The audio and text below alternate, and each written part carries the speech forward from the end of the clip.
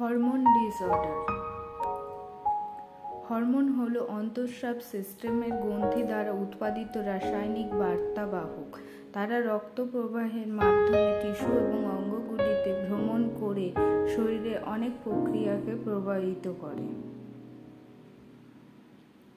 হরমোনের ভারসাম্যহীনতা বিভিন্ন লক্ষণের মাধ্যমে প্রকাশ পায়, যেমন ক্লান্তি, মেজাজ পরিবর্তন, ওজন পরিবর্তন, ঘুমের ব্যাঘাত, হট ফ্ল্যাশ, লিবিডো কমে যাওয়া, মাসিক চক্রের পরিবর্তন, ত্বকের পরিবর্তন, হজমের সমস্যা এসব দেখা যায়।